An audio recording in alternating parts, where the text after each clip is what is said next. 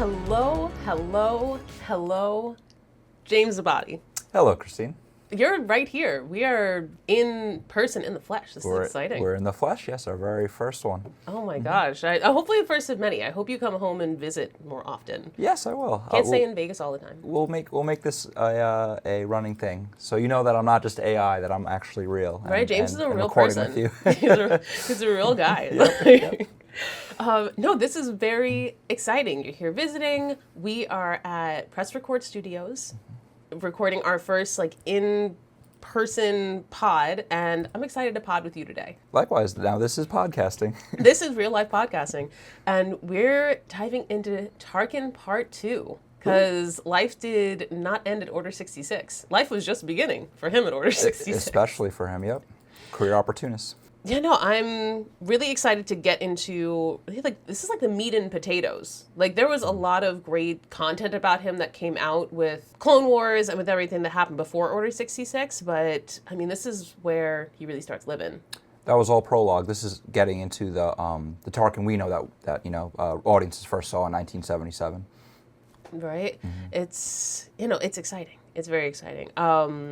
As usual, because we have a lot to get into, let's get to the big business before the little business. To stay up to date on everything Mind the Force, please check us out in all the places. You still have mindtheforce.com. You have Instagram, Facebook. All the latest episodes are also on mindtheforce.com, but people should still subscribe, and share on all their favorite podcast platforms. What is it? The Spotify, the Apple Podcasts, YouTube, Pocket Cast is a new one we're on.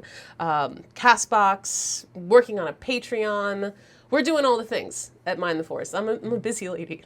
Yeah, well done. Getting all this stuff done. Hit the link tree in the show notes. You will find all the fun clickables as always. And for all your big Star Wars questions, thoughts, and feels, shoot us an email at mindtheforcepodcast@gmail.com. Listen to this pod, and then go do all of that stuff. And I would be remiss if we didn't bring up the content spoiler warning. Almost goes without saying, but I'll say it anyway. Mind the Force Podcast is a retrospective on Star Wars characters across all Star Wars content. All films, TV shows, novels, comic books, and video games are up for discussion. If you don't want some aspect of currently released Star Wars content to be spoiled, you know the drill. I'll turn around now. The rest, someone else read that out for me. It's pretty great, actually. I think so. I wrote it. I hope it's pretty great. So when we last left off with, he's not young Wilhuff anymore. Now he's much older Wilhuff. Order 66 went down. Yes, to his great benefit. It was probably the best thing that fomented his taking over the galaxy. Right? He was never a fan of the Jedi. They were too soft, held back by their religious philosophies. Mm-hmm. What is it he tells Vader in A New Hope? You're just you're the remnants of a relic of a dying religion. Yeah, you have ancient religion. Of an ancient religion. Which is just, I love the memes on that, where it's just it's just messed up things to say to a colleague at a work meeting. Right, yeah. I would be pretty offended if I heard that. Right? Ancient. Especially to a guy that at that point he's watched him force choke how many people. It's Tarkin had some balls on him. He's saying I'm above the force choke, which is pretty ballsy. Mm-hmm. Right? So yeah, Order 66 worked out pretty well for him. I don't think it really just gave him more military control. And I think it also really, as far as the Tarkin doctrine, which we'll talk about a lot during this episode, the rule by fear is kind of the core of the Tarkin doctrine. But we'll flesh that out. It really spoke to that because it's it proved that his philosophies are true, that their weakness, the soft approach, contributed to their downfall. That it's you guys didn't have the strength to hold on to your power, so you lost it. And it's not just that, it's also a method of government he disagreed with. He's who needs democracy, legislative action? We just need a strong executive, and that'll be me and my mechanisms and my starships and destroyers. So a lot of that was just saying, hey, let's just cut to the meat, let's get stuff done. There's too much red tape in the Republic. This empire, we can level a lot of ground, literally. Right, and it even makes me think of Was it Teddy Roosevelt who said walk softly and carry a big stick. He had the big stick policy, but on a galactic and right? even extra galactic level as he hoped, but he didn't quite expand that far. He was, spoiler, blown up before that could happen. Right. Well, I think we're all working towards that spoiler. I think that big. And one of those common things in Star Wars where it's like the audience knows what's happening, but the characters don't know what's happening. It is like Robot Chicken. It's like, how did I get here? Well, let's rewind, you know? Right. I bet you're wondering how I got in this situation. So a fun fact I found out during our research was a little bit about the possible history of the word moff. Yes. That I thought was kind of fun. And it's actually from a Muslim term, the Muslim term mufti. And it's pretty much a term for like a religious leader or scholar of religious law. And I thought that was quite interesting that that's where, I mean, it's always like Lucas is pulling such interesting references from different religions and parts of society. But that one was fun because I was like, where did the word moff come from? And then even the term Grand Moff is like the head of that, like would be like the smartest or like the grandest leader.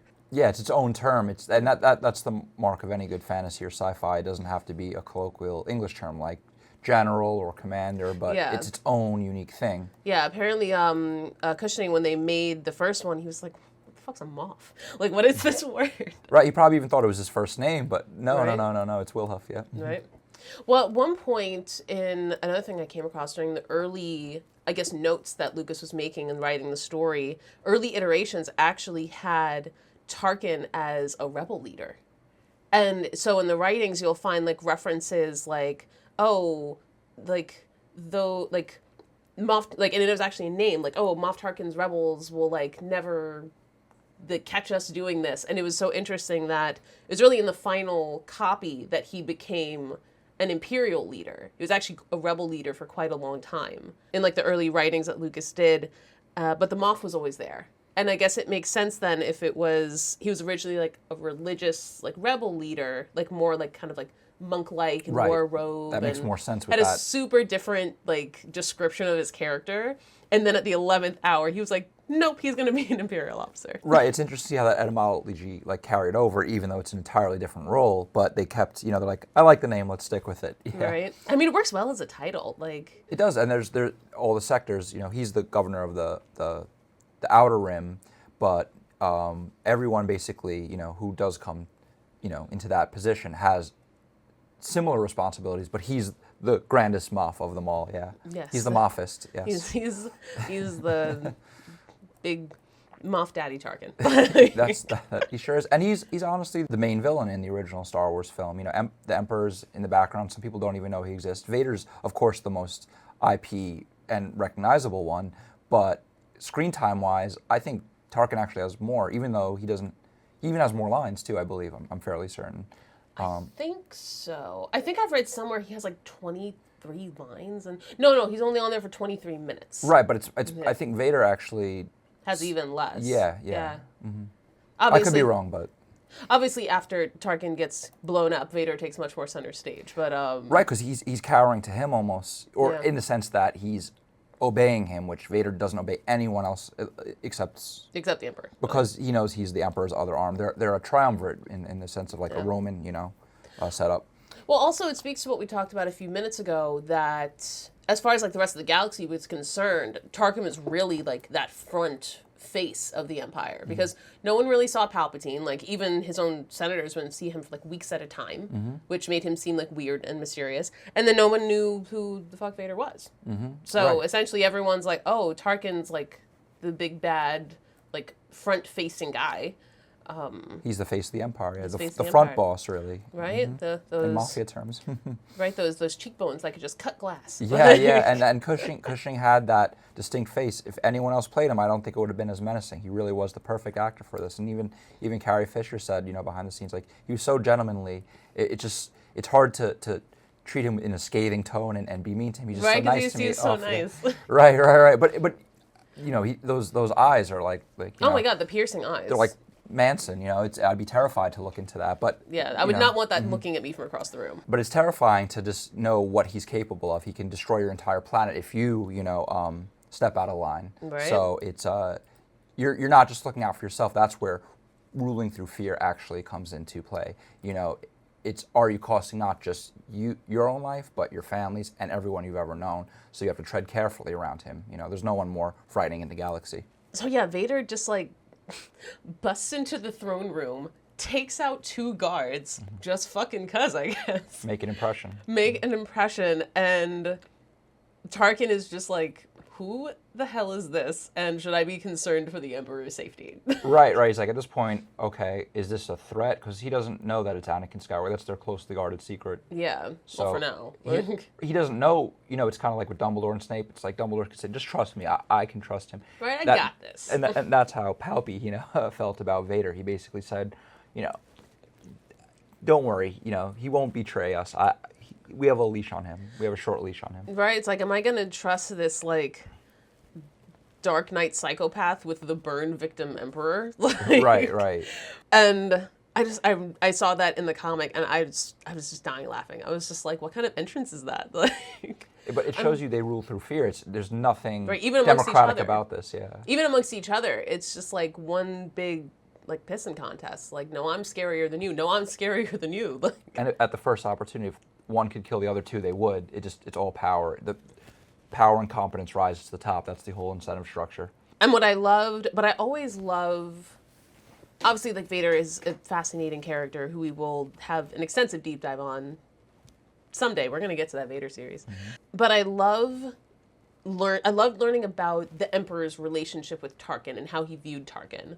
Because I think if Tarkin had been Force sensitive, like, he would have been an amazing apprentice. I think that Palpatine would have snatched him up early. Because he, just like Anakin, he groomed him from a young age. Like, he Yes. knew, I don't know how old he was, but he had to be like a young adult when they met, probably around the same time Palpatine met Plagueis. Right, you get him young, and then this way he recruits him forever. But he wanted a non-Force user, too. He wanted someone more bureaucratic and Yeah. and malleable in the traditional sense, Yeah. so that he's a little more narrowed and focused on the nitty-gritty and carrying out the day-to-day tasks of the Empire. Well, because he knew he needed that. Like, he knew he would be covered with, like, on the Force, like, on the dark side. But, you know, he knew he needed that military power. Like, he knew that was how he was going to keep the galaxy in line and keep, like, the Revenge of the Sith moving forward. And Tarkin was perfect for that. He saw him from a young age. He's like, oh, look at this promising young military officer. This is somebody I definitely need to keep in my back pocket.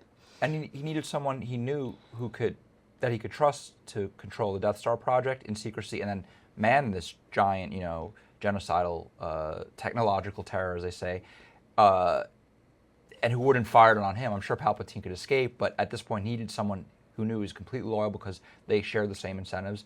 And honestly, he needed someone who knew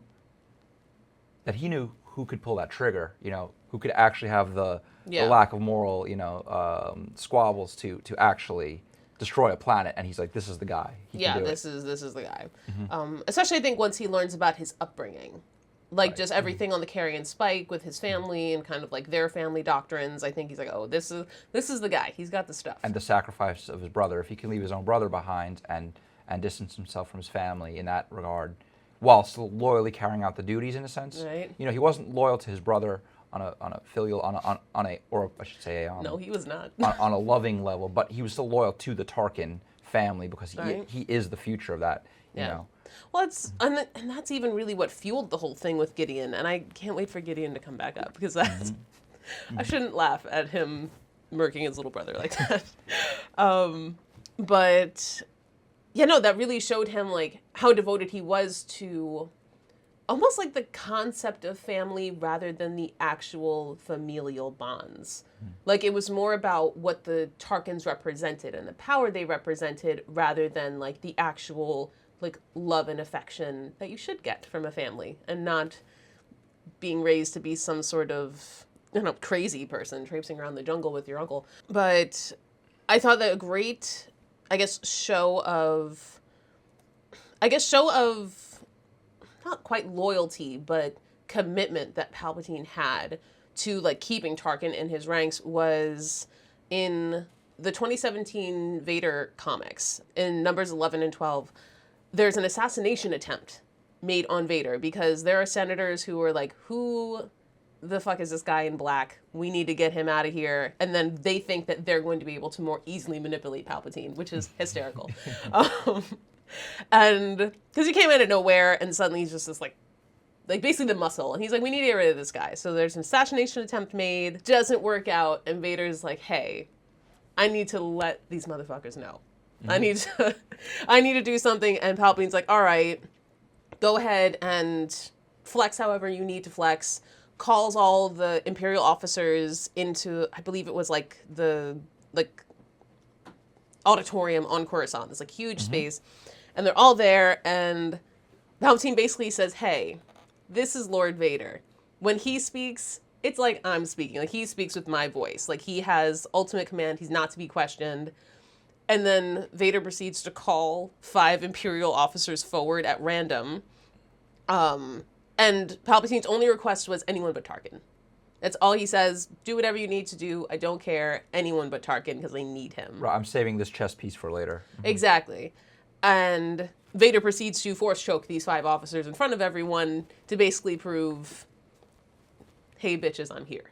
And Palpatine didn't want Tarkin to suffer the indignation or humiliation of that either, because he knew it would bruise his pride and his loyalty down the road. He's like, let's keep him, I guess, untarnished, Yeah. Mm-hmm. Well, also not dead. I think he killed those officers. Yeah, that's important. Not dead is important for my chess pieces. That as well. And, and it was just like that. I mean, it's another reminder that the Sith play the long game. Mm-hmm. Like, he spent all those, decades grooming Anakin, and he spent the same with Tarkin, just making sure he was going to be the kind of chess piece he needed down the line. And, I mean, that's what I always like about the Sith. The long game, the long forward-thinking approach, I think is excellent. What I was thinking of during that scene, because I think they show Tarkin's face in the comic, when, that scene is happening. I was wondering, what is he thinking? Does he think, is this an inappropriate use of power? Does he think, wow, what a great show of strength. This is very smart. If this is, the person who's in charge, who I'm sure he's weary of, because he's like, okay, what does this mean for me and my power? Which is, what's always at the forefront of his mind. But is he also, this is the stuff. This is how you keep the rabble in line. Because that's really his MO at the end of the day. He's all about keeping the rabble in line. Well, even with his family, too, he'd graft a few branches for the good of the tree, as with this and the Empire now on a larger scale. He says, okay, I have to, this is good for, deterrence, strength through fear.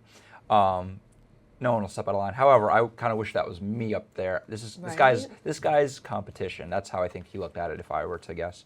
He looks, and as with their hunt later on, I'm pretty sure he just sees him as, okay, a necessary cog in the machine, but one day I'll slit his throat, sort of thing, and get him out of the way. Or worst case, I'll just box him in where he's powerless. Right. Mm-hmm.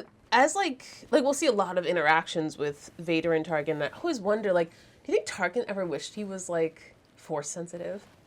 I think there was Force envy, especially ancient religion. Yeah, I think he had. He's like, it's too late for me now. I'm old. I'll never learn it and be as powerful as this guy. But I'm just going to keep, pooping on it, even though it clearly has real efficacy. Right, especially as he sees. Because I know in the Tarkin novel, which we'll delve into that whole storyline quite a bit. There's a scene where I think it's the first time he sees Vader fight with a lightsaber, and he says I was impressed. He's unbeatable with that. Yeah, I've seen him use he'd seen him use the Force and choke people and move things around, but he'd never seen him fuck some shit up with his lightsaber, and he was like, whoa. But the funny thing is he's still that's actually a misconception on his part, because Vader is not just his lightsaber. He doesn't need that. In the recent Darth Vader comic, the 2021 that just ended this year, he's in the last few issues, he's just taking on everything. Giant creatures, the Imperial Schism.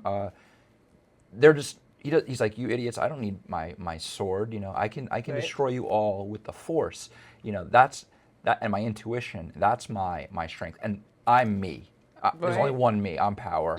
And I think Tarkin is just so impressed by him. I think there is a lot of, he kind of admires his strength. He's like, he knows he's weaker than him. He's like, that's something that I can aspire to. I'll never be there. Yeah. But I can beat him through my smarts, as we'll get into. Right. Yeah, no, there's a lot to be said for the apex predator, but there's a whole hunt for that. Yes.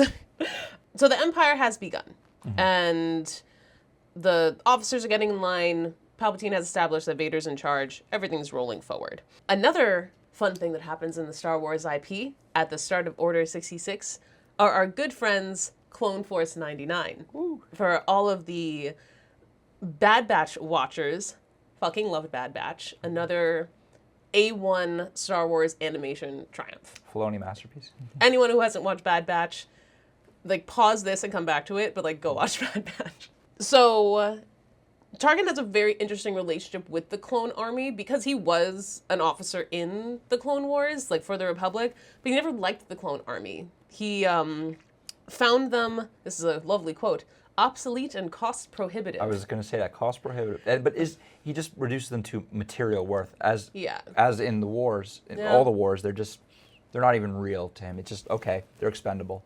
Yeah, like they're clones, they're artificially made. They're like, products, they're property. That's how he looked at them. Yeah. I mean, and ethically, he's not wrong. Like, there will be clone episodes where we'll talk about the moral and ethical standing of what is a clone. The bioethics, yeah. Yes. For sure, yep. Like, he took issue with them wanting to be individuals. He took issue with them, like, having names. Like, he never called any clone by their chosen name, just like their given code name. It defies the order and protocol that he's so used to, you know? Exactly. It, like, short-circuited his brain to think that they could actually have personalities. That's not what the Empire's about. It's not what the Empire's about, man. Stay focused. So essentially, when Order 66 happens and the Empire takes over, the clone army, which now is like the Imperial army, but you still have clone troopers, they don't become obsolete, but they're starting to phase them out because they're not making more of them. They're getting older. It's not cost effective. And they're pretty much making the move from clone troopers to stormtroopers. They're a relic of the old Republic, yep. Exactly. And he's looking to the future. Exactly. And I mean, they still have some use because they start experimenting with ways to, like, alter the chips in their brain to be like, like, can we still use these clones for other things? But we're still like, okay, we need to build our army in other ways and also do something more cost effective. And so he works with, is it Grand Admiral Rampart or just Admiral Rampart? That I actually forget, but I know it is Rampart. Rampart, the guy who's all fucked up at the end of Bad Batch. It's Edmund, Vice Admiral. Vice Admiral. You know what? I'm already confused enough with real life military standings. It gets so confusing that then you throw in Star Wars and you're like, these aren't even real names, but you need to know what they are. Fucking Imperial High Command. So the first thing that they need to do, which, of course, Tarkin doesn't understand this, but he's a good little soldier. So he just takes his order from Palpatine that we need the cloning technology. Like, we need to take this from the Kaminoans. We're taking the cloning technology. And that's going to be proper to the Empire now. And once they have that, and they have Nala Se, who was like the head scientist from Kaminoa, they're like, okay, we can get rid of the Kaminoan cities now. And orders Rampart to essentially bomb all the major cities. So there's Topeka City, but there's a bunch of other really interesting cities, the way they're like on stilts in the middle of these oceans. Like, yeah, and that's part and parcel of like the doctrine that he rolls out. Like, okay, this is going to be a smooth, clean killing machine that we have going on, and this is how we're going to take a planet's resource. We don't want to destroy them all unless they're a huge threat. You know, we will if we have to, but we want to absorb everything and make it part of the Empire. All these millennia of culture, technology, everything. It's ours now. Right. They're going to stagnate. They're not going to. We don't care how many eggs we got to crack to make an omelet. We're going to make this omelet of the Empire. And, and I'm here, you know, and we'll bring in as many destroyers as we need to until you hand over the keys to the city, you know. Right. For the good of the Empire. But it never ends, and that's the thing. They're looking for this order, but especially in the recent Vader comics, they're like, you only cause more chaos.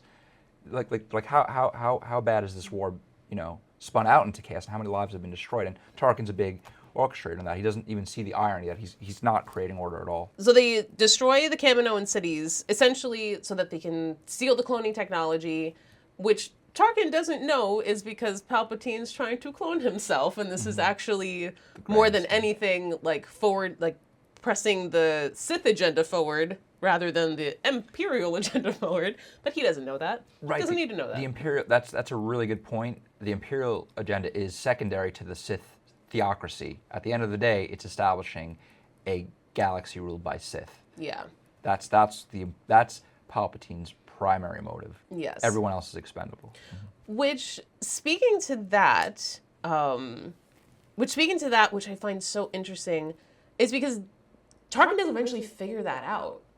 Like, I know that by the beginning of the Tarkin novel, like, he sussed that out. Like, he kind of, like, figures out that Vader's Anakin. He's just like, I watched him fight and I watched him move, and it would just make sense that, like, I think he's, you know, Jedi Knight Anakin Skywalker. Like, he thinks that's who Vader is. And he also assumes, like, he's like, I think Palpatine and Vader are like Sith, which is like the ancient term that everyone kind of knows but doesn't know. Right. And it's just like, he's educated enough. Yeah, he's just like, but it doesn't bother him. He's like, okay, whatever. Right. That seems to be a thing because not everyone knows really what the Sith are after them having fallen out of fashion after 1,000 years. But those in the know realize, like, I could put two and two together. Okay, something is a little dark and centralized here, but it is what it is. Is the power structure I work in. I got good upward mobility in this. and this we can get into an episode when we talk about the dark side more. But I mean, you only know that the Sith are bad because the Jedi told you they were bad. Like, just saying, just putting that out there. Right. History's written by the winners. In this case, the Sith are the winners for this period, not the long term though. Right. Well, that remains to be seen. We haven't seen that far beyond. There used to be a lot of them. I'm just saying. Yeah. So I find it so interesting that he knows this, and he just, I don't know, he's pragmatic, just kind of keeps it moving forward. He's like, it's just another fact on the list. It's too messy. He doesn't have time for religion or time for any of the messy stuff. He's just by the book, pragmatic results. That's it. And it doesn't affect his power. If anything, it's only helped him. Right. He's like, if anything, this mystical force stuff that I keep crapping on, it's getting rid of a lot of unsavory. Competition. Right, it's working out in my favor. So I'm sure he's pro Sith too. Yes. So then they destroy Kaminoa. Of course, I mean, if you watch Bad Batch, then you know Clone Force 99 escapes with Omega, but he's actually told by Rampart that they died in that, and that becomes like Rampart's big secret that he's trying to cover up that doesn't work out for him. But it's interesting the interaction that he has with the Bad Batch, in that he can see that there's something special about them because like they're different, they're like these defective clones. And so he like puts them through all these testing and to see like kind of what their strength is, what their specialties are, and has them tested with live rounds. Like, I'm just going to have big guns shot at you to see how you deal with it. Because you have no rights. Right? He sends them on like a test mission to go and like kill some refugees that are with Saw Gerrera, and they refuse, and then he has them arrested, and then all hell breaks loose. Go watch the show. It's a great show, if anyone hasn't seen it. And just really, but it is a good example, and you had little tidbits of this in Clone Wars. It's a great example of just how not only he interacted with clones, but really how, like, the Empire viewed the clone army. That they're like, no, you guys are just numbers. We're kind of ready to move on. Stormtroopers are more effective to just, like, enlist children and raise them to be soldiers. It's fine. And this media fills in the gaps, because I always wonder, like, what happened to the clones until, I guess Bad Batch, Rebels, and even the Obi-Wan series come out. You see them as, like, old vets, like, just homeless, right? And oh I my like God, that. That was so sad. That parallel in the real world too, but you see that with them, and I'm like, oh, okay, so they literally were just phased out, forgotten about, just left to, be the dregs of society, really, in a sense. Right? Like, some of the leaders were kept. Like, you had, like, Commander Cody and all of that, who were still drinking the Kool-Aid till they weren't. As, like, the leaders, as, like, the higher officers. But, yeah, if you were just a low-ranking guy, what was your prospects? Probably not really good. Well, that's why Fives and everyone was so worried. They saw the future of the clones. Like, there's no future for the clones. Fives and Echo. There's so many clones to get sad about. That's a different episode. They got to clone the clones.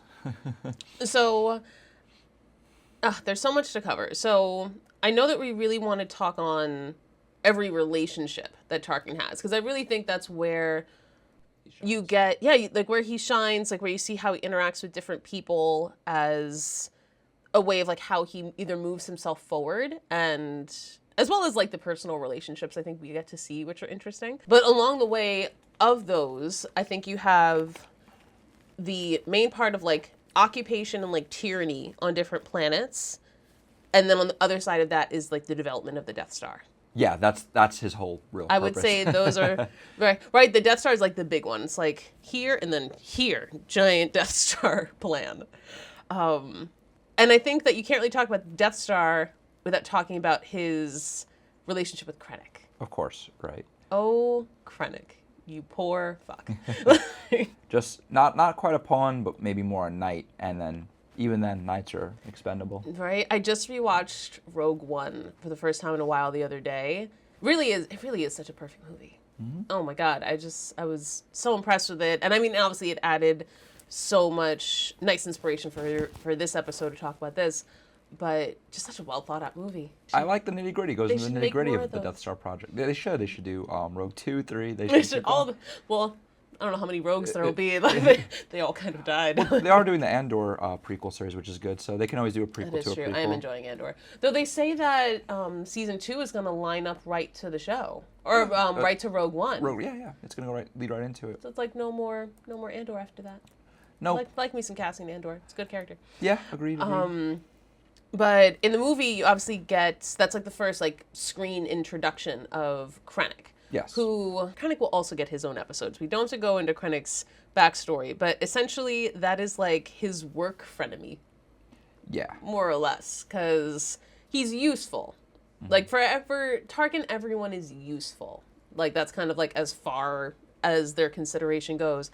And he needs Krennic to essentially run the Death Star project, which he knows is going to have just a whole bunch of fuckery and all these delays, whether it's going to be like it's very like logical. It's project management. He's the senior project manager, Krennic's the junior project manager, and it's like, go do that work. Go do all that work so I can take the credit. And it's the day-to-day stuff. It's like, I don't have time for this. I have other planets to invade. It's a military structure and command. It's like, okay, you're going to report to me. You have more hands-on here, but I have hands-on you if I need. Exactly. Like, you're going to find the resources. You're going to deal with the day-to-day. Like, you're going... Urso. Mm-hmm. Right, deal with Galen Urso and all these other officers and scientists and all this bullshit.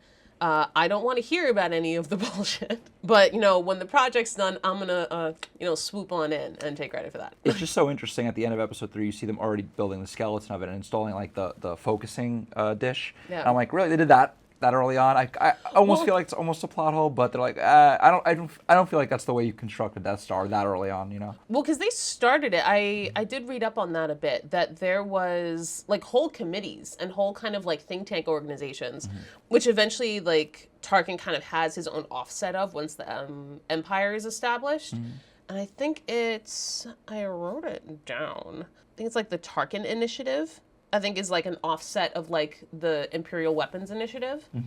And the Death Star was like a thought process like during the Republic.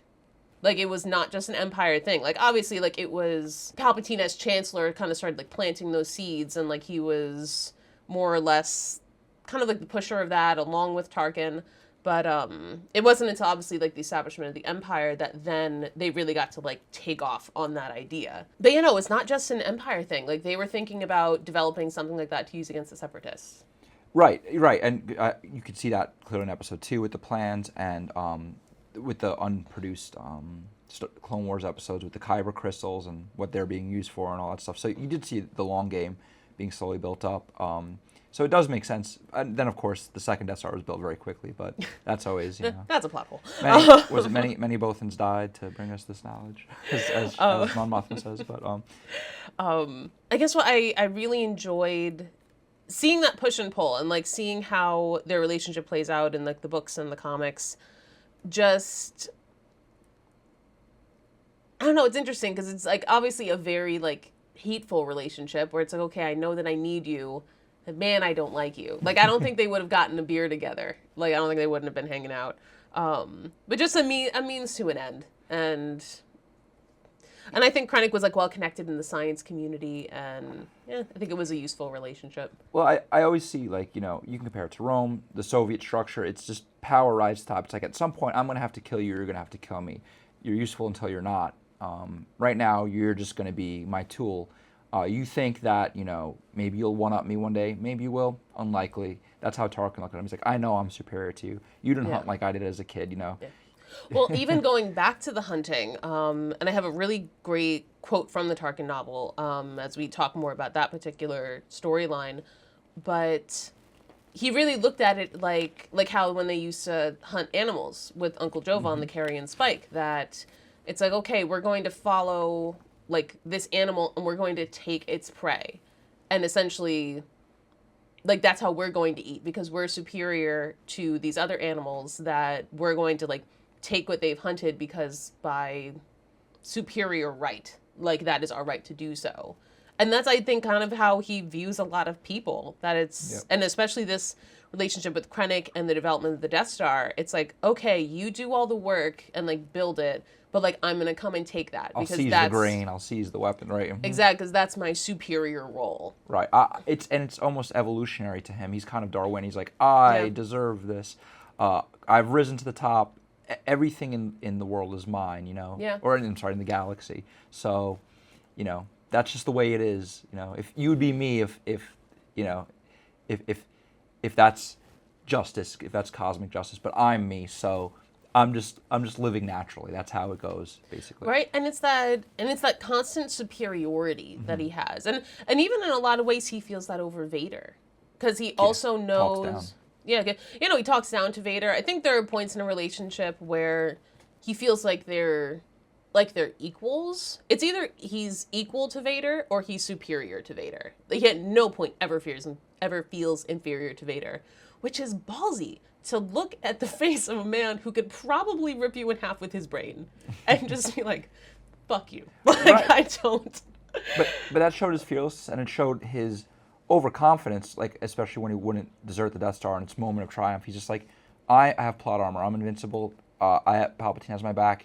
Sure, Vader can kill me, but he's gonna have some splaining to do, to old Palpy. And I don't think he wants to put his neck on the line. Yeah, that is the thing. Like the hubris is really crazy.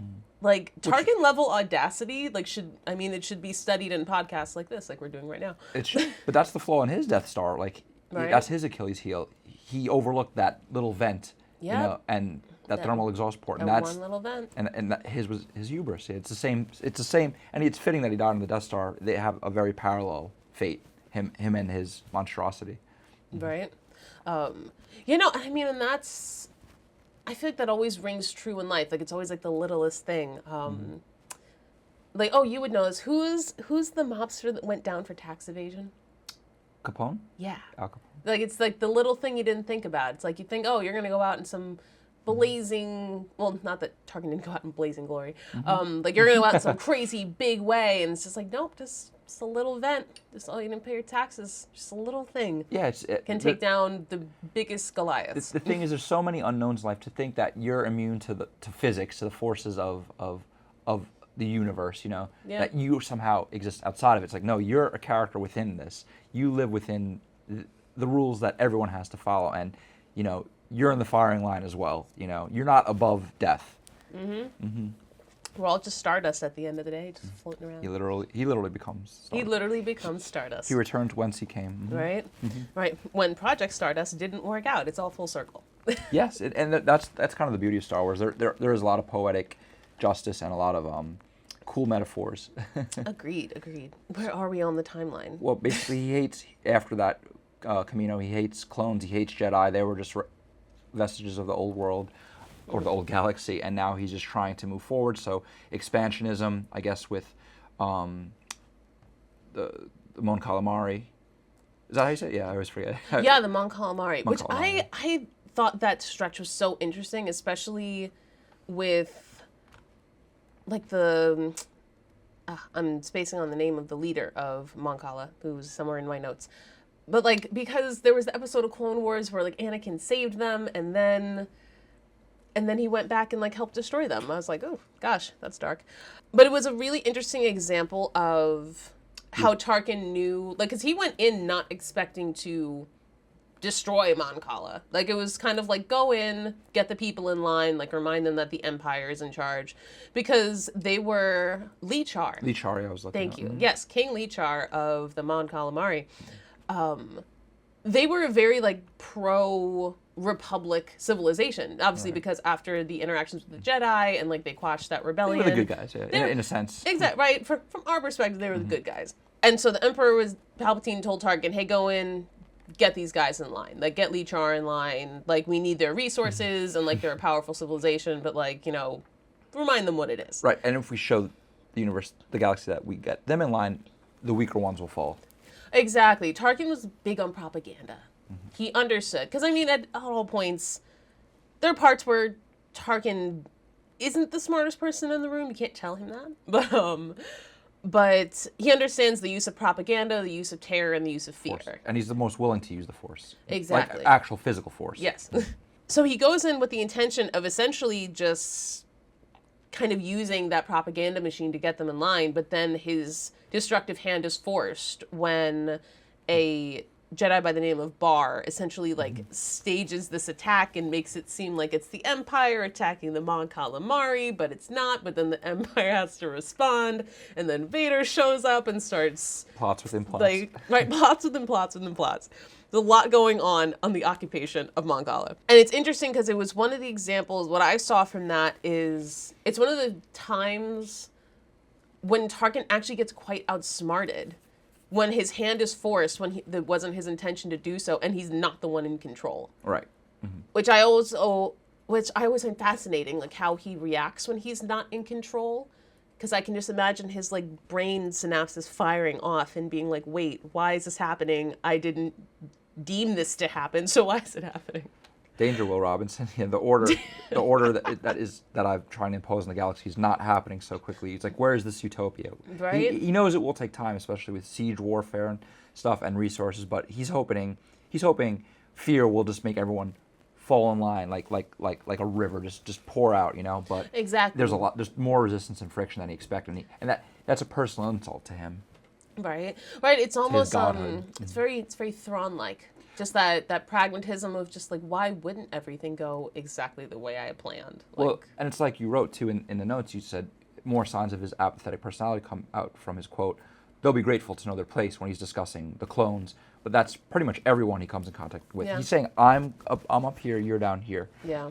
So you'll be grateful to know the chain of command or the hierarchy of life, and I'm at the top. Yeah. Well, that's word for word what his parents taught him at that dinner table when he took his plate and explained like, this is how the world is. See part 1. Yeah. Exactly. Because you don't know what we're talking about, go back and watch Tarkin part 1. Like, why would you watch part 2 before you watch part 1? It's like watching episode 4 before episode 1. Exactly. Thank you, James. Chronological order. Watch in episode order. Watch it all in episode order. And it's fascinating. It's a perfect reflection of what his parents taught him. He's just, that goes back to our nature versus nurture argument, and that's straight up nurture. That is what he was taught and drilled into him from a very young age. And it's what he carries on clearly for many decades later. He's just a product of Ariadu, you know. Maybe if he wasn't born on that planet, he would have been a completely different person, but you know. And at this point, is he governor of Ariadu at this point? He left that behind mid Clone Wars, I believe, or right before the Clone Wars. He stepped down. Because he was Governor Tarkin during... His father was like, bigger things, bigger picture. Yes. So, I think he still goes by Governor Tarkin, but he's Moffin at this point. He's Moffin. Yeah, he's Moffin He's hard. Moffin all over the galaxy. Yeah. Moffin the fuck out of everybody. He's Moffin up, yep. But he's, continue, sorry. No, it's fine. And... I was having a good time with the Moffin pun. I lost my place. Well, it shows his hierarchy. Like, it's emphasizing each expedition and each military expedition is showing who he really is, and he's coming into his own. He's like, this is who I was meant to be, and worlds be damned, they're all going to fall one by one by one. And that's I mean, we can go into the details here, but that's kind of his pattern for the next 19 years, from the Order 66 to his death in what is it, Zero? Zero BBY. BBY. Yeah. Or I guess it would. Right? Y. Is it zero? Right? It's just Y? It's just Yavin. Yeah, it's just Yavin. But yeah, like he's slowly building as he's thinking, but he's really tearing the galaxy apart. He's actually making things worse. But he's like, okay, one by one, I'm going to repeat this process, and they will fall under my thumb. And it's interesting, I guess, the lessons that he learns along the way and the showing of his personality along the way. Like, I know at one point, I forget where he is, but I know at one point he goes to a planet to like check up on like Imperial mining and kind of like checking up on the troops. And there's like a really strong shortage of stormtroopers. And he was like, why aren't there more troopers stationed around here? Like, is there a personnel lagging? Do we need to like recruit more? And the person in charge says, no, actually there's a shortage of stormtrooper uniforms. And he's like, what do you mean? And like, as a person who has to deal with like logistics and things, this whole story makes me laugh, because he then really goes on this whole thing of being like, okay, well, why are we short on the resources, like, to get this and to get these materials that you need to make these uniforms, and then goes searching out for the sources of these resources that you need to make the uniforms. And it's so, like, red tape bureaucracy. But that shows you. But it's true. It's how you need to run an empire. You need uniforms. Right. You need source material. That shows you the incentive and the hierarchical structure, where it's like, it's competence. It's an evil meritocracy, in the sense that it's like, okay, you know, if you can't do it, I'll get a guy who can, and the emperor will look at me that way. If I can't do this, if I can't get you workers in line, he'll replace me, maybe with Vader, maybe with someone else, maybe with that bastard Krennic, you know. So he's like, I have to be competent, and that's what, you know, any true totalitarian or authoritarian surrounds himself with, you know, competent thugs, really. And he's like, this is what Tarkin really is at the end of the day. We need a guy like that, and until someone can best him, he's gonna squash all moral discrepancies in pursuit of this goal. Just make it happen. I need a yes man. Exactly.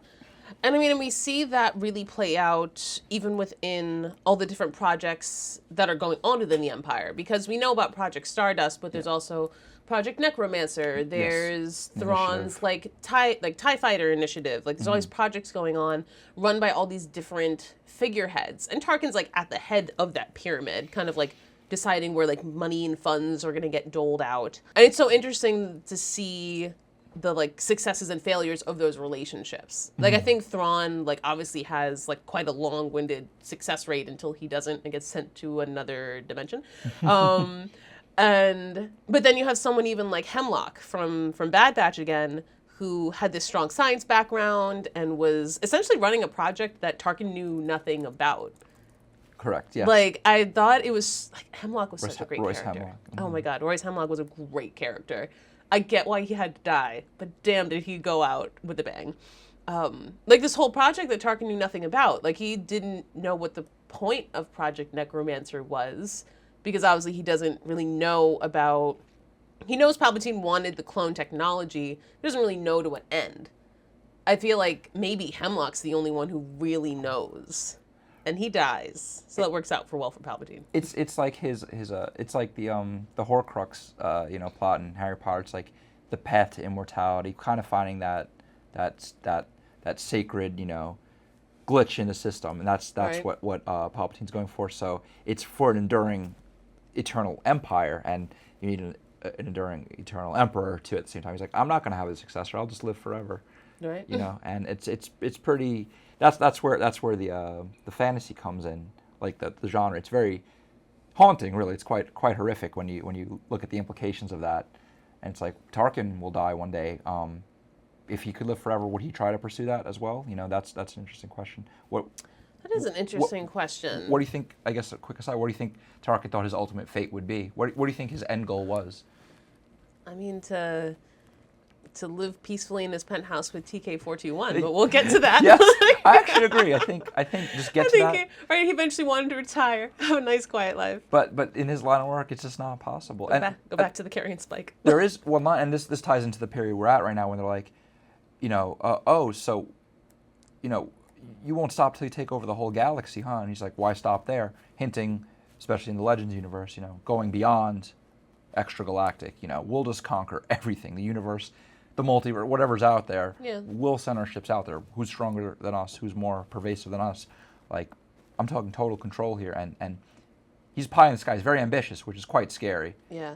Imagine multiple Death Stars, Right. roaming the universe. But doesn't seem to dwell much on his own mortality. He doesn't think it's coming. He's so blind to it. Right? And that's so interesting, especially somebody who's aging and is getting older and for all intents and purposes is human. Mm-hmm. And it's so interesting he is so singularly focused on power, which I think is part of his hubris, which is like leads to his downfall.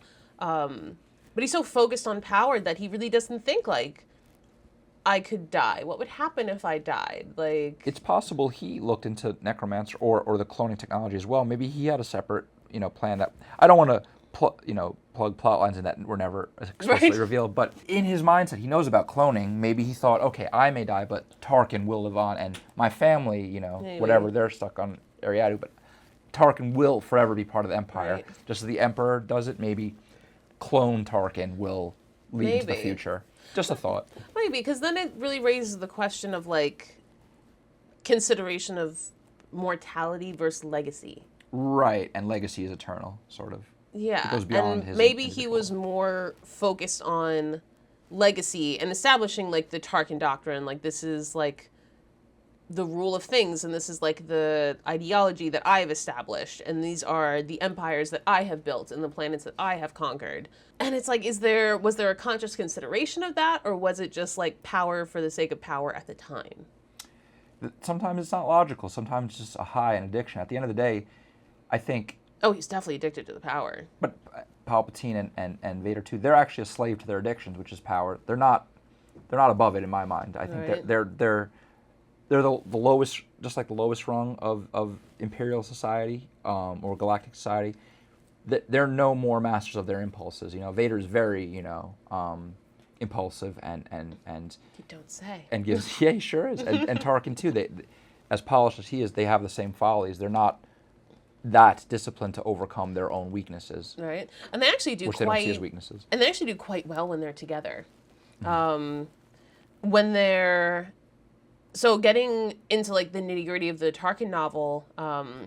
So you have this rebel named Birch Teller, and it's just it's a whole complicated storyline we do not have time to get into. But a lot of fascinating things I found about this story was it's at a certain point becomes like a Tarkin Vader adventure story, and they're just like going through all these problems together, and they feel like they balance each other well when dealing with these problems. Like Tarkin's strong when he needs to be, Vader's strong when he needs to be. There's even times when Vader like decides to be more diplomatic rather than like jumping right into the violence, which is usually what Tarkin does. But it's like they actually balance each other quite well, which I think is very interesting to watch. It's a necessary triumvirate. The strongest spoke, kind of activates in a specific situation or circumstance. It's like, okay, you be the front man for this one. I'll sit back on this one. Okay, this is something where patience is required. This is something where immediate force is required, and vice versa. Exactly, and like negotiation and parts where it's funny. Vader's version of diplomacy is like, okay, you do this, and I won't kill you. Won't that be nice? Yeah. Like, doesn't that sound good? Right. You have the privilege of not dying today. You should thank me. Pray I don't alter this deal any further. Exactly.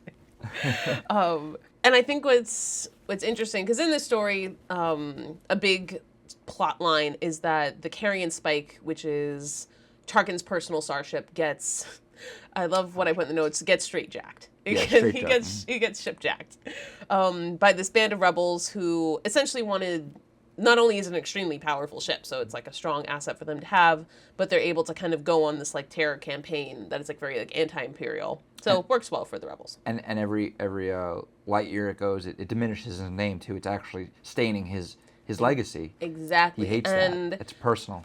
And Tarkin's a very proud guy, and he's very proud of this ship. It's a point of big pride for him. It's interesting that he doesn't come off as prideful, but the more I think I delve into this content, the more I'm like, oh no, Tarkin's always kind of thinking about how he's being perceived, how he's presenting himself to others, like the strength that he's presenting and representing, and he keeps that very at the forefront of his mind.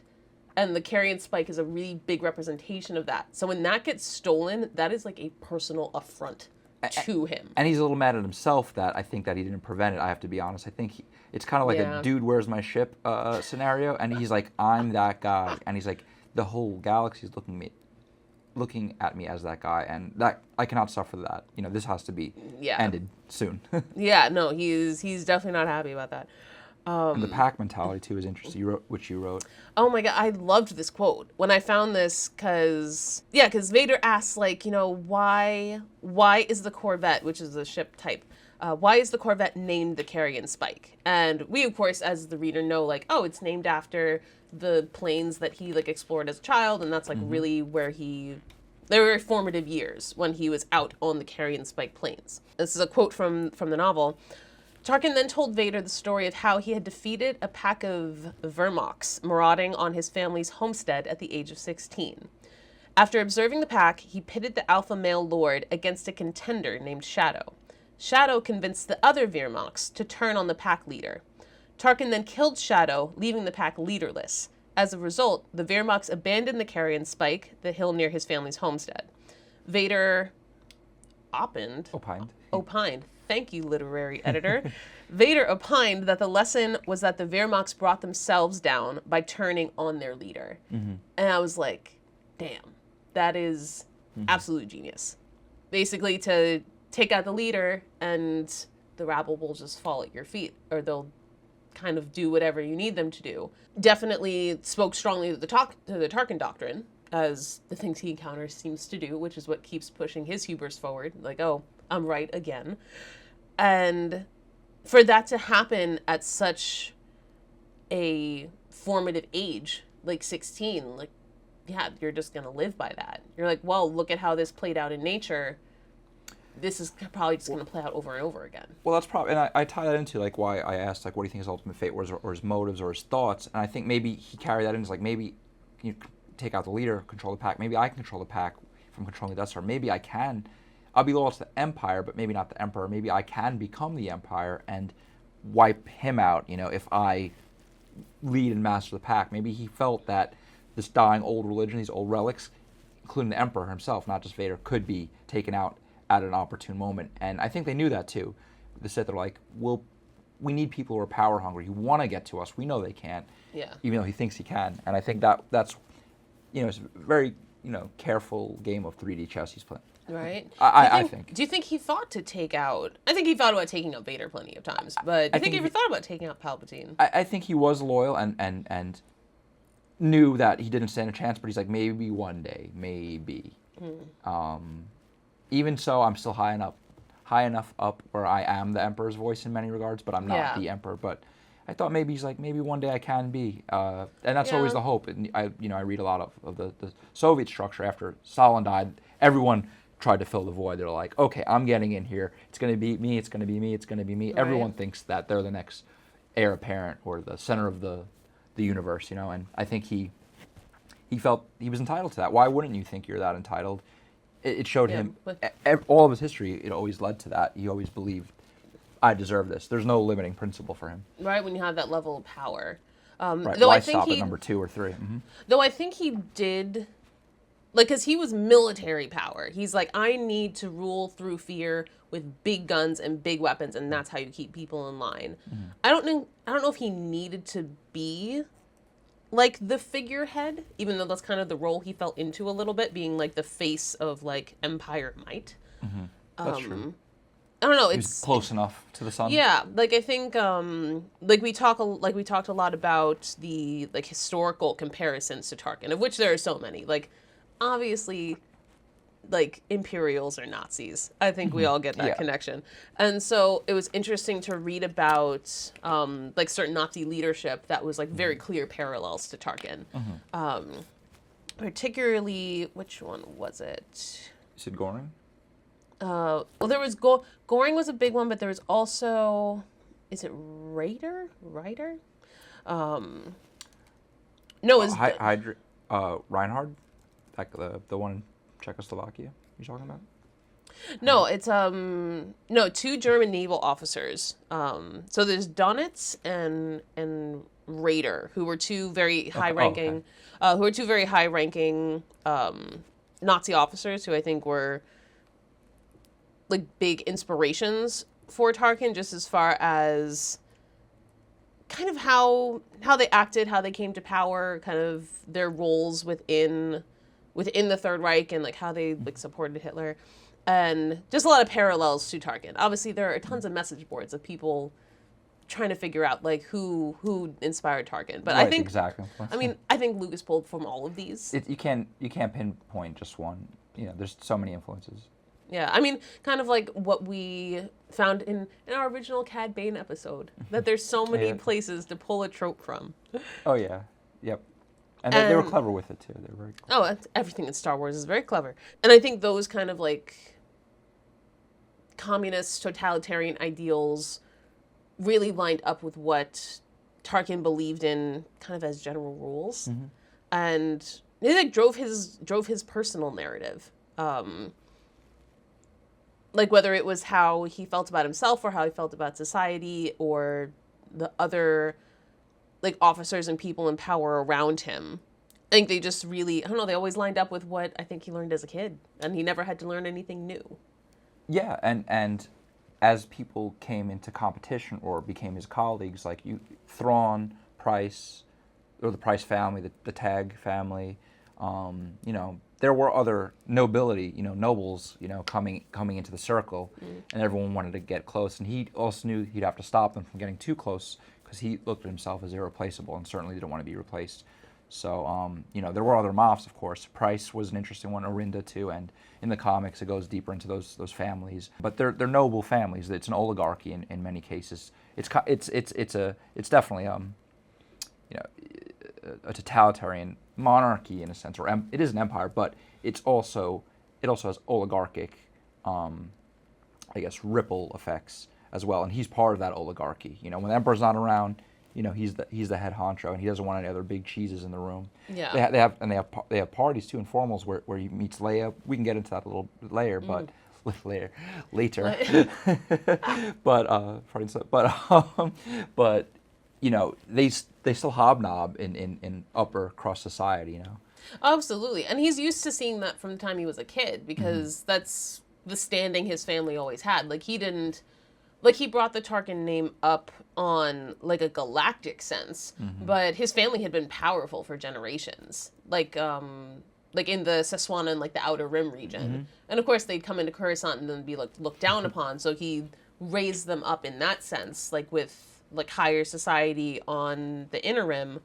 But like he was used to that game of politics. He like grew up watching his parents do it and being leaders in their own circles, but then having to like pander to others. And he's like, okay, I don't want to pander the way they had to, because I know that that's not what they wanted to do, so I'm going to take our name even further. And he's also dealing with something new. It's like there's precedence, but there's never been a galactic empire. So he's in this transition phase, so he has to bridge the gap between the Clone Wars and the Republic to the Galactic Civil War and the Empire. You know, so he's very much aware that it's all precarious, this order he's trying to impose. You know, a lot of his history now, but from 19 BBY to the Battle of Yavin, is that, or Yavin, I should say, is Yavin, that Yavin. ultimately, okay, one world falls, the next, destroy or enslave, control the resources, or you know, cut our losses and let them go. Certain planets had more value than others, but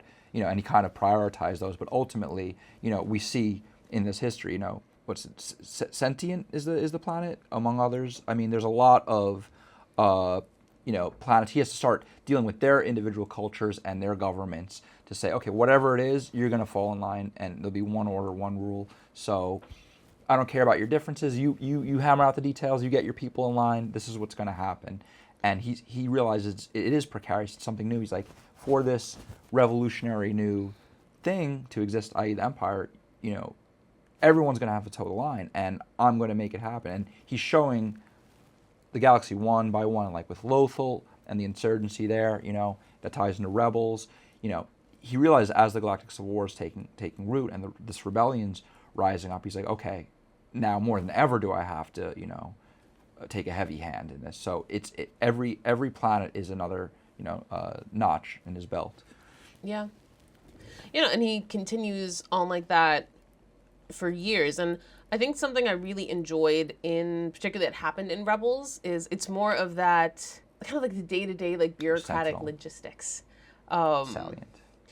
And because he has to go there and essentially check in on his underlings to be like, okay, I'm hearing all this stuff on the grapevine and I'm getting all these terrible reports. I'm getting all this fucking paperwork on my desk. And from what I can tell, you're fucking up. You're not doing what you're supposed to do. You're not keeping the rabble in line. I'm hearing about all these rebel attacks and all these things happening, and he's getting these reports on Coruscant or on like whatever ship that he's traveling around on, and he has to go and essentially deal with his junior project managers because they're not project managing. Right, it's outside forces. Well, even though everything's technically under the penumbra of the Empire, but maybe de jure, not de facto, but also within his own house. He has to clean shop. There's domestic, issues that he has to focus on. So he's like, okay, for the machine to function properly, every cog's got to be clean and do what it's supposed to do. Otherwise, you're out. We'll replace you with someone who can do the job. And an early, we could, I guess, go into the Antar atrocity a little bit. That's an early form of him squashing any form of rebellion, because that's a former separatist planet, Antar 4, small moon. Tarkin was tasked from the beginning to make examples of any dissonance or rebel ideals, as you wrote to. So he committed heinous acts in the name of justice with no due process. He did what he had to do, and it would come back to haunt him, but ultimately this was the blueprint for what was going to happen as the rebellion took shape too over the course of the next 2 decades. What I really found interesting about the Antar atrocity, of the use of the word atrocity, is that it really reflected well on our own reality because of the media fallout. Because Right. he essentially, because not only would, like you said, it would come back to haunt him because a lot of the victims of the Antar atrocity are who then went on to shipjack the Carrion Spike and go on that whole tirade. But the media fallout from the Antar atrocity was really damning, and it really spoke to the fact that even the Empire and Palpatine and Tarkin and Vader and all of their power and overlording, that they were still susceptible to public opinion. Because they were still in their nascent stage. They haven't seized total control yet. That would only come with the Death Star, really. Exactly. The media coverage was terrible. The hashtag almost canceled. Almost, right, Almost canceled. Right. Because the people saw, I guess the recordings come out of essentially Tarkin just running through this particular society and being there's no due process, there's no judgments, just executing people in the streets, and I think being a little too firm with the imperial hand. And essentially he just took it a little too far, and even the Emperor had to be hey, go do something else for a while. Yeah. And he had to go tone it down a little bit. And I mean, it's probably the only example that you see of that in Star Wars, about the Emperor telling someone to calm down. Right. He's I appreciate the muscle, but you don't have to torture the guy before you kill him, sort of thing. It's kind of you made a little bit too much of an impression there. Right, a little bit too strong of a hand. Right. And if you break, you kind of want to bend them. You don't want to break them, because if you break them, there's nothing there. You just want to show them what you can do. But that was a little bit too much. Now, it may inspire more resistance if you go too far. You have to do it just right. It is kind of a calibration. Yeah. In terms of this. Well, that's even what they talk about in. Ooh, where's my book? Haha, making a book reference.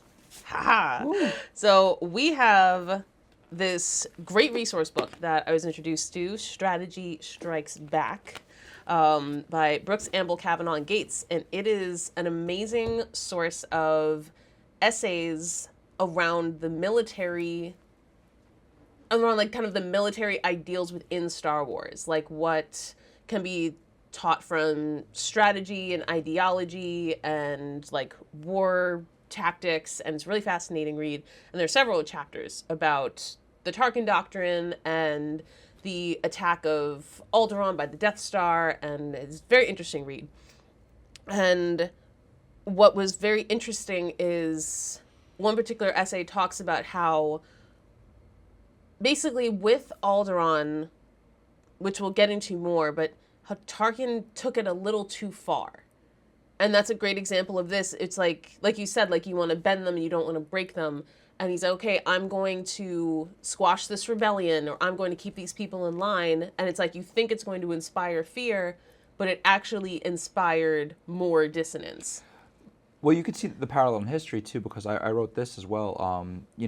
Tying, I guess, into the novel, the Carrion Spike and the Tarkin doctrine, that one can rule the people through fear, and it's Machiavellian. Is better to rule through love or fear, and they choose fear, of course, because fear you can quicker response. A lot more.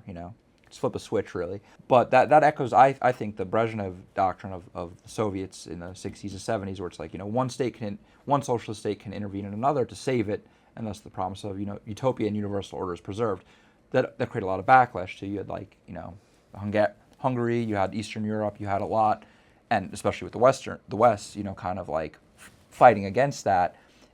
The Tarkin doctrine really echoes that in the sense of saying, okay, intervention, and we'll show you fear. We're a big bloc. We're the communist bloc. We are going to, our vision of the world will ultimately succeed. So here we are doing it, and that's kind of what Tarkin does. He's like, okay, I'm going to show that all the territory is ours. We can go in anywhere. Even if we haven't conquered it yet, we're on the way. We're coming.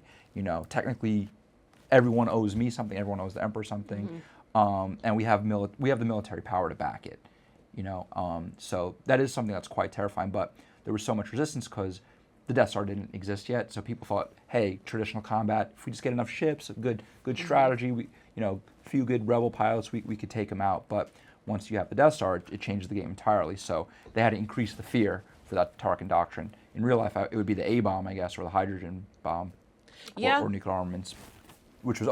But everyone had that. So it's like if the rebels had a Death Star, it would have been more of a Cold War, but it was a hot war because there was a vast difference in resources, control, power, networks. The rebellion was a congregation of guerrilla fighters, basically. Yeah. So they weren't not on equal footing, and I think that's why he's like, we have to increase this discrepancy so that the fear is amplified, and that was exactly his hubris and his reliance on fear, I think, were his ultimate downfalls, because fear in the end, maybe love does win, kind of ties in my mind. And I think as a whole, like fear can be complex, but like it's far more straightforward than love. Right, love is too messy, and he's not messy. Love is messy. Ain't that the fucking truth? Yep. And it's easier to make people fear. It's easier to make them afraid and to act out in like that primal way of like violence and aggression. And fear is more complicated. It's more complicated, like to, I guess, build those levels of affection. Yeah, love is more complicated. Yeah. And I mean, I don't think it was affection he was shown as a child. No, he didn't. It all goes back to childhood trauma. Childhood trauma. Yep, it informed him as an individual and a political figure. He didn't know how to love, really. We'll get into that. We'll get into that. Yeah, we're on the way. Do you want to go to Chandar's Folly? Chandar's Oh my gosh, yes. The hunt. Oh, I can't wait. Once again, the Vader series. Can't wait to dive deeper into this. But Vader's a little bored. Mm-hmm. He's a little bored. You could tell that's where this plot was inspired. He's a little bored and he's a little sad. And actually, something that leads into this, which is great, back when that I read in the Vader 2017 comics, when he goes to that planet to hunt a Jedi and the assassination attempt happens, and he has Ninth Sister with him. I didn't know Ninth Sister got so fleshed out as a character. She's fucking hysterical. She's so funny. And so smart and so like sarcastic that, and she talks, it's interesting about how every Jedi kind of had their thing at the temple. Like, yeah, we all have the Force and we're all strong, but everyone kind of had their thing, and hers was essentially being an empath. which I thought was so interesting. And she just calls Vader out on his shit really hard. And it's just like, you're just bored, aren't you? You're just like, why are you even here? Like, I could have handled this by myself. It's probably like not even anything. There is no Jedi, but you're just itching to fight somebody. You're just bored. We all have hobbies. We all have hobbies. And essentially that's what it is. Like, you know, he's the biggest bad in the galaxy. And eventually Anakin liked a challenge. He liked to experience new things and he liked to fight. And like when you're the strongest creature around and you killed all the other Jedi, what are you doing? You're a little bored. And prior to this, we should mention he was just promoted to the newly created office of Grand Moff. So, and the Emperor specifically appointed Tarkin Grand Moff of the Outer Rim territory. So at this point, he's head honcho, really. Right. No, and love a promotion. And it's good to have for you. It's good to have the Outer Rim too for the Death Star project too. You can move things covertly. It's like there's Chernobyl sort of. It's like let's do things over here. Exactly. On the outskirts and right. you know. Look over here so you don't see us building this giant death moon over here. You cannot do that in front of Coruscant, for instance. You know, they had to be very, very covert. Right. It's literally a ship the size of a moon. Like, where do you build that? But yes, the very fun hunt on Chandler's Folly, where Vader essentially tells Tarkin, I want you to hunt me down. And Tarkin gets like, 20 of like the best like bounty hunters and killers in the galaxy. Gathers them together and is like, we're going to hunt Darth Vader. You had me at hunt, right? He's like, say no more. Say no hold more. My beer, hold my right? Hold my Java beer. Juice, hold my Java Juice. Hold my bantha milk and while we hunt you down. And he does. It's an interesting time. So I think it's over a course of a couple of days, and it's interesting because they're hunting him, but Vader is hunting them. Mm-hmm. And it really like makes Tarkin question his knowledge of like prey versus predators, because they're essentially hunting an apex predator. And so they're hunting Vader, but Vader's also like picking them off one by one. Like anytime it's the movie Predator too. it's literally the movie Predator in Star Wars. Mm-hmm. It's Inception. It's a concept and a concept and a concept. And at one point, even Vader's standing, after he's killed several of them over the course of several days, standing on top of like a hill, wearing the hilt, wearing like the pelt of the planet's apex predator. Yeah, it's a boss move. It's a lot of fuck you from Vader. It's a lot of you guys aren't doing enough. At one point though, they do take his lightsaber, and that just enrages him. Basically, it's a series of days where Vader is just getting more and more angry, and that's just a dangerous place to be. And eventually, but I love the culmination of this, because like it not only like has Tarkin questioning what he knew about predators versus prey. But Tarkin also comes to admire Vader more over the days because he's seeing this play out. He's seeing like, even if we took his lightsaber, it just makes him more mad and it makes him more dangerous. Like he doesn't need his lightsaber to keep taking us out, and comes to admire him more, which is not something he does often. He doesn't see like, right. He almost looks at him as an equal, and that's rare for him, right? He's like, he likes the challenge, and he's like, I respect that begrudgingly, but it's like Goku and Vegeta. Everyone needs a rival, and he's like, that's my boy, right? In a weird sense. And I think the end scene of that comic run is interesting because I think we're both in agreement that Tarkin wins. Yeah, because he strikes him with lightning. He tricks him. Like because I don't know, does Tarkin lure him to the lightning field, or does Vader lure them to the lightning field? I don't remember. I'm pretty sure, from what I remember, Tarkin intended for him to do it either way. Yeah. To get him there. He's like, I'll have him lure me there, thinking he's outsmarting me. But not. This was the annual, I believe, the 2015 Vader annual, one of them. Another one was the Technological Terror, the Death Star one. But there were a lot of crossovers, of course, because they worked in the same, industry, Imperial Terror. But yeah, they and Dr. Aphra actually interestingly used electricity, as did the Imperial Schism in the new one.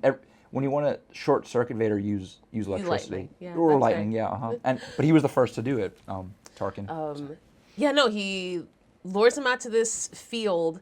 Vader kills like the last 2 or 3 like bounty hunter assassins that Tarkin's trying to use to kill him, and then proceeds to kneel to like give deference, like, oh, you're like, you've defeated me, you've killed me. But then Vader is just like a big lightning rod standing in the middle of a lightning field, gets zapped as the tallest thing, and then Tarkin just stands over him. It's so simplistic but beautiful. Right. So, oh God, that's what he learned on the Carrion Spike, the force of nature. Just the simplest, Let most nature take base, care of it. That most base instincts. And that's the prey thing. He's like, that, the predator hears the lightning, and I'm just going to swoop in and get the scraps. And at that point, Vader's like, I'm wiped. Let's just call it a draw. And Tarkin's like, yeah, a draw. Right. What does he say? He says something like, are you like content with like what you've learned through this experience? Like basically being kind of a dick. Being like, okay, I just won. I just won this. Right. Did you learn something? I learned nothing. I'm perfect. Yeah. Right. And then Vader proceeds to force choke him. To be like, okay, I get it, bitch. I saw the force, yeah. I will still kill you with the force. But then it got me thinking, like, because this was almost like a sweet moment between them. Of like, it's endearing. Right, it's endearing in its as own way. And it made me wonder, because we'll get into, I guess, Tarkin's like touchy-feely stuff in a bit, but does Vader subconsciously make Tarkin feel a little less lonely? I think so too. Love finds an outlet. Sometimes hate is love. Right. Medieval torturers would write that sometimes, like the way I did, or Jack the Ripper. There is a certain serial killer kind of. They are serial killers in my mind. They're genociders, so they equate, torture or pain with love in some cases. Like, right. I can make you feel an extreme. It may not be love, but it's pain and hate, and there's a love in that because it's just an extreme, Right. There's something sick and twisted to be said about that. Right, because we know Vader's lonely. Like there's a lot of content that goes into like whether he's in his meditation chamber or he's missing his mom or feeling regret about the Jedi or missing Padme. Like obviously he's always sad about Padme because Vader's a tragic character. But there's also kind of like there's a sadness to Tarkin as well. Like just this rise to power and like he doesn't really have any personal relationships. Like right. Who do you talk to at the end of the day when you're tired? It's like, all right, the mouse droid. Right. And so it made me think, I'm like, is Vader Tarkin's best friend? Yeah, is that his best friend? You kind of have no choice. It's like a colleague at work sometimes. Like I spend more time with you than I do my mother or my wife. Yeah. Right. And at that point, his family's dead. He has no children, which we'll get into why. Mm-hmm. No, he's probably a lonely guy. But that's a good segue to Thrawn too, because Thrawn is kind of his replacement. When they're like, oh well, Tarkin said we need another Imperial badass, so we'll make him blue. But when they do overlap too, because they do in the Age of Empire, Thrawn is almost a mirror image of him, but a little bit more close to the vest or close to the chest with his plans. Yeah. But both they're pragmatic. They understand what the Empire is. They compete and sometimes border on treason. Again, furthering their own goals, but within the framework and legitimacy of the Empire they serve. Because Palpatine wouldn't always approve of their plans on a technical level, or Vader's. I'm sure some things were technically treason, especially if you had the Senate at that point. But he still encouraged their meritocratic feuds so that the most competent rose to the top, and the Empire and the Sith are best served. So people like Thrawn, people like Tarkin, people like Krennic, Vader to a degree, you needed them to play off one another, and it was a necessary balance, Thrawn was the yin to his yang in many senses, and they never really crossed each other like that. I would say Tarkin and Vader had a closer relationship than Tarkin and Thrawn had, but they were still all part of the same syndicate, Thrawn was a necessary cog in the machine until he disappeared in Rebels, So he was out of the scene a little bit before, Tarkin exited. All right. I mean, we can definitely say who wasn't his best friend, and that would be young Leia. Leia was not Tarkin's best friend. For sure. Well, the Organas in general, the rebel sympathies. His radars were off. He smelled rebellion and had suspicion from the get-go. Really. Right. Well, it's like one of those. It's like the concept of that was also spoken about in the Tarkin novel that Palpatine told Vader. Like sometimes you have to go into the trap. Mm-hmm. And I feel like that is what Tarkin suspected a little bit with the Organas and really just anyone suspicious in the Senate in general. I think like he sniffed out there was something going on with the rebellion, whether it was Mon Mothma or all of like the great characters that are running around in Andor. Is that like they know that there's something brewing, but they kind of need it to progress on its own in order to one, have proof, and also to make a bigger show of it. He's like, okay, they're not so obedient as the others are. They're not lickspittles. Like, why aren't they? They should be. They're not as afraid of me as he senses that, you know. Right? Like, he can pick up on that. It's like they're almost standing up to me. They're fighting me for my corner, and I'm gonna fight them back, you know. Right? And of course he comes to realize that he probably should have squashed that a little sooner. Yeah. But there's that great exchange where he meets Leia as like a junior senator or something. I believe it's 3 years before Battle of Yavin. It's the Claudia Gray novel, which was adapted into 2 graphic novels. The author, I believe, the artist fell ill, so they never actually completed that adaptation, unfortunately, because I didn't read the book, but I read the first 2, and it's really good. It's her young days, but that's where she comes into contact with Tarkin. You see her Alderaanian upbringing, and he's like, oh, okay, you know, you have promised you could be senator, you could be queen one day, if you do things right. If not, you could be my worst enemy because I see you're a threat. Better to groom you and bring you on my team. I'll give you a chance. I see your capabilities. You're very shrewd, and you're like me in some senses. He sees a potential, you know, apprentice in a sense, right? To groom, but he also is like, I think she has a different moral radar than I do. Yeah, and at that point, like, it already makes him like more suspicious of her parents, who, like, we know in the background are already like doing things for the rebellion, and she wants to be a part of the rebellion, and they're trying to quash that. And yeah, no, he's like trying to wait for the chess pieces to set up, but it's almost like he's just like he's so far forward in some senses, but also like a few steps behind in other ones. And like always as like the reader or the watcher, it's like interest, because you know where it's all going. Right. It's like, you know, like what's at the end of the road, but like picking up the pieces along the way. That's kind of what I like about Star Wars in general. It's like, yeah, I know what's happening at the end, but like I want to go on the journey. And I want to go on the road trip. That's the enjoying part, the enjoyable part. You don't need to always have the destination spoiled, or even if it is, it's okay. Like, the journey is interesting enough. It's such a great story that it's just unfolding more and more layers, and that's the great part. Exactly. Like, you want this character development. Like, I'm sure anyone who's only watched the trilogy series is sitting here wondering, why the fuck did we just spend 6 hours talking about Tarkin? He was in the movie for 20 minutes. He has way more story outside of that, yeah. Yeah, I didn't know, like, it was your idea to do Tarkin, and I knew a bit about Tarkin from, like, Clone Wars and from Rebels, but I feel my whole mind has been blown. Like, well, I guess you can get into that too. Well, let's finish with Leia real quick, and then we'll go back into that. The one thing he does tell, because in the Empire they always give warnings, like, this is your last warning, and I'll force choke you next time. Basically, don't mess up. You get 2 strikes, basically, 2-strike policy. Well, 1 strike, because after that you're dead. The second strike is your death. But he ultimately tells her, he's like, you know, he's suspicious that Organa's, you know, she's doing some stuff on her planet while her father's planning this rebellion, and she's rising in government. And he says to her, not to investigate Imperial loopholes, but to do your homework. He's like, keep your nose clean. Don't worry so much about what we do wrong. Why don't you make the case as to what we're doing right here? Why don't you get part of the program? Let's be a team player here, okay?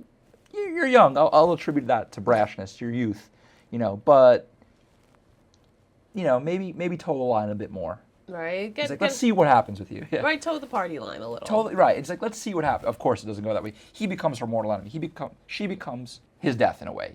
He finds his competition, and it's Vader's daughter of all things. So in a sense, Vader kind of does one up him.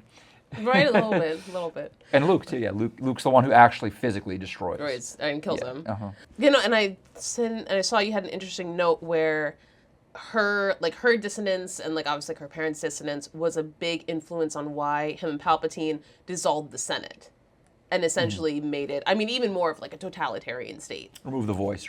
Like, they have too many opinions. Let's just remove the opinions. Right? Like, what a terrible remnant of the failed republic. Right. It's like, we don't need that Senate. Life is too short for disagreements. Let's just remove that element. Right. That's basically how they felt. Right. And nobody got time for that. Like, votes, we don't have time for voting. This is the new empire. But yeah, let's go into that I guess, well, you know, he's in Rebels. I guess he sees Kane, and he's like, okay, he's a Jedi. The Jedi's still alive. I figured that there'd be a few on the outskirts. Okay. Yeah. I mean, force sensitivity doesn't stop. I mean, but that's Right. what the Inquisitorius is for. Right, exactly. But this is where, like, the rebellion is kicking into full gear in earnest. Like, obviously, there's Kanan and Ezra and their band in Rebels and Hera. And Lothal becomes a focal point for Tarkin and Thrawn too, and a precursor to the Jedha, Alderaan, and Yavin 4 turning points in the Galactic Civil War. So this is where he's starting to feel real threat, and he's sensing, okay, I'm maybe in danger. Small danger, but gotta nip this in the bud now. So do you want to go into, I guess, his personal life and his relationship with... Oh, goodness. I can. Like, reading about this, I, like, teared up a little bit. It was really sweet. So... it's probably the most human story. Like, these next two stories are the most human stories that we get about Tarkin. Actually, something I found really interesting before we get into TK is a great Dark Horse comic that came out last year that I guess was like a Halloween special. Oh, yeah, Tales from the Rancor Pit or the I think Tales Death from Star.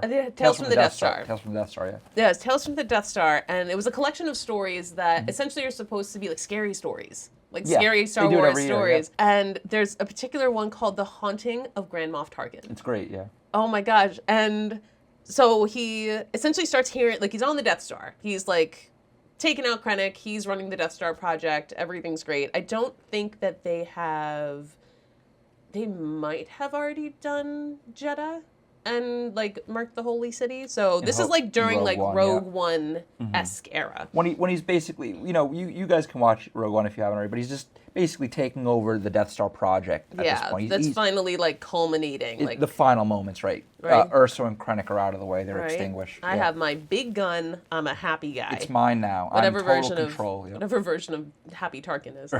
And it's this great story where he's essentially like hearing these, like he's on the Death Star and he's hearing these voices. He's hearing and at some point he starts hearing the voice of his father. Like, he's literally tripping out. Like, he's like telling people to get out of the room and he's thinking somebody's talking to him, and it's this great exchange.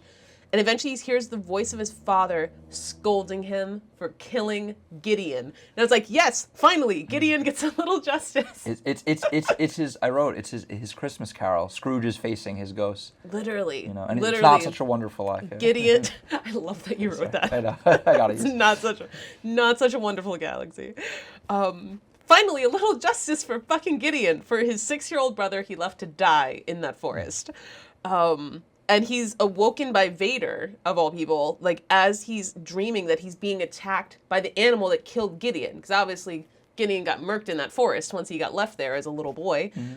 Basically cannon fodder for some random animal. And he's, like, essentially being haunted by all, like, this, like, the voices of the people he's killed. Which at this point must be in, like, the millions. Over, like, because this is... billions, probably. Yeah, because this is essentially this must be, like, one BBY. This is, like, within several, like, months, if not weeks. The apex of power right here. Yeah, and I thought that was such an interesting exchange of him getting haunted.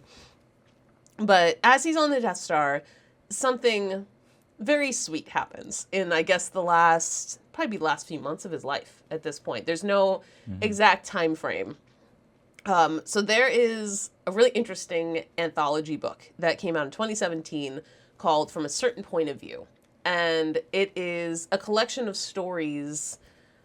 I don't think they just take place on the Death Star. I think they're kind of like, they're from a certain point of view. So it's different perspectives kind of across, different perspectives of narration across Star Wars. And a really interesting one is called...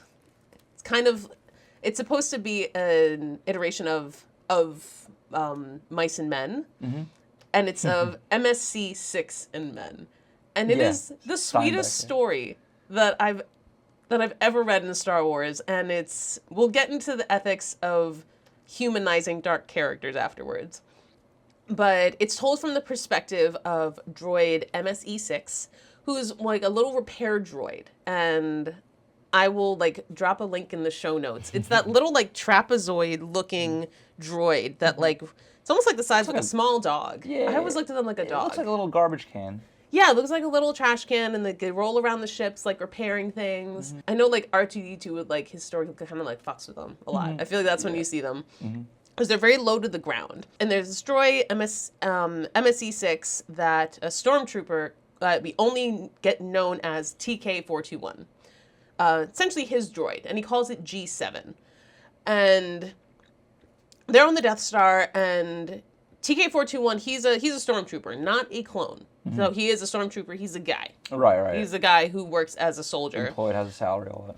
And he, I guess, like, G7 takes a recording of him, like, complaining because, like, the helmet isn't good for his skin, and so he has, like, a zit. And so he's complaining, and G7, like, malfunctions and, like, records him complaining about this. And then later malfunctions again, I guess, in front of Tarkin. And Tarkin sees this video of this man and comments, like, oh, like, well, he's beautiful. And essentially starts using G7 as, like, a little message bot. Right. They're writing love notes, yeah. Essentially writing love notes. And it's so low-key, but... this whole story, it's sweet, but it's also an abuse of power, but it's sweet. Right. He's using his position. Right, he starts sending him little gifts and then gets him to, like, come to his office. And it's interesting because you're seeing it from the point of view of this droid, who is essentially then programmed to memory wipe after any of these encounters. So he kind of comes back on at these random bits along their romance, tryst, affair. Because, of course, you have this superior officer. It's also said Tarkin's name is never used in this story, but from what G7 says, it's like a level 1 has to be like officer. The code clearing who's is who's like running the Death Star. TK says, like, oh, he's very stressed because he has to run all these things, so it's good that, like, your memory gets wiped because it's for our safety. I don't know. I feel like Tarkin has affection for TK, but TK is also like, oh, this is, like, you know, good for me. Because he talks about how they could use this to, you know, get more security clearance, to rank up, to get, like, a cushier position. And so it's very, like sugar daddy Tarkin vibes of, like, oh, yeah, no, like, this guy's gonna take care of me. Like, this is a good idea. Everyone needs an extracurricular outlet, or the closest to love that he could get. It was a love affair. It was secretive, though. It wasn't out in the open, so it's not something that he could ever really hope for, because it's like, in his position, he's like, I just don't have time for that. I can't look weak. I can't have someone who would be a liability for me. You know, I have to look like I'm alone, that I have no, you know, attachments to anything. And if I'm shown love, people will fear me less. Yeah, and I guess then it also, I mean, I was thinking about the question of, because to be clear, this is Tarkin having a homosexual relationship with a stormtrooper. Which I didn't know until he told me, actually. I was like, oh, you know what, you're right, that is Tarkin. And yeah, I guess Tarkin's gay. Yeah, which the more I think about it, makes so much sense. I was like, yeah, Tarkin would be gay. It just makes... He's in that. I don't know. It's the power dynamic. It's his demeanor and his the attitude. way he always in his attitude. The way, even like at the beginning of this story, he's like which story is it where he's like redesigning like the Imperial officer, like their get up. Yeah, their uniform to like fashion. Right, to like look a certain way, because he's very particular about things, and I can see him finding this kind of relationship very, very tidy. Like, he's definitely in control. Like, he has to be the superior in his relationship. I mean, because he thinks he's superior to everyone. Like, he has to He outranks him, too. And he outranks him. I mean, and that also... He's like, I'm not talking as your lover, I'm talking as your boss. Yeah. Right? I mean, he's Sugar Daddy Tarkin. That's the premise now. SDT. And, like, on one way, it's beautiful. On another way, it's, like, also, like, that, like, negative office dynamic of, like, oh, there's a reason why inter-office romances are, like, against the rules. Because it's, like, yeah, did you have... Like, are you, like, coercing this person? Like, are you giving them a power of choice? But also, we know from the point of view of G7 that TK is, like... is with this because it's very beneficial for him. What TK actually feels, we don't find that out. It's very... We see him, though, in the movie, in The New Hope. We do. And, well, that's why it's sad, because... It's such a comical It's set such up a from the comical beginning thing. until but you know. Until you know that. So they have this love affair over months, and like we're seeing it from these like little snippets, like the point of view of G7. Apparently, it's also written quite in droid language, so it's almost like a droid log. Is how we're finding out this story. And at one point, like G7's memory wipes, and when he comes back, he's with Tarkin, and Tarkin tells him like, "Oh, TK421, like he's dead." He's been killed, and he's sad. This is because the G7, the droid, is the only person he can, or the only being he can tell this to. Can't tell anyone else. Like essentially, G7 was like keeping their secret. So they were like a little family. Like they were. It was like their dog. Yeah, he was gonna like move TK to Coruscant. He was getting them this like cushy position on the planet. He was gonna live in his penthouse, and essentially be kind of like this kept man, and that was gonna be. That was his lover. Right, he's like, I'll put you over in this penthouse over there, like, and I'll frequent you, and I'll see you when time affords. Right, but... like I'll take care of you. Like it's the first sign of really since the Carrion Spike ship of just not nostalgia, but Tarkin, affection. Yeah, Tarkin wanting to care for something, like him wanting to like other than himself. Yeah, right, other than himself, like, and whether it was a desire to be desired or to care for something to maybe not be destructive. That's what it is. I mean, we all have human needs, yes, but I think at the same point, like, even problematic characters like him, they're not all evil. He's like 99.99999%, but there is that part of him that's like, I'm human too. I want to know this feeling of love. It's messy, but it's a natural impulse, and he's just trying to experience like it felt good. Like he had a reaction. Like he saw the hologram of TK. And literally, like, his reaction was, like, he's beautiful. Like... damn, he wears that stormtrooper getup fine. Yeah, it's like... He is wearing those plastic pants. Right. Look at his greaves. Working it. But yeah, and the tragedy is that in that scene where we first see him, you know, they're guarding the Millennium Falcon, right? And then they go inside, him and his cohort, they're the two who go inside, and then you just hear, hey, bang, bang, and that was him. And oh God, it was, when I read that, I was so sad. I was like, wait, no, he's the stormtrooper that whacked on the that Falcon. Han Solo kills, and they take his uniform, and Luke wears it. Because they were hiding in the floorboards, right? Him and Luke come up, and Luke wears, so Han kills him, Luke wears the getup. Yeah, G7 even clocks that because he sees them. He sees this, like it says it in the story, like he started, like he got readings on like 3 random humans and like an unknown Wookiee.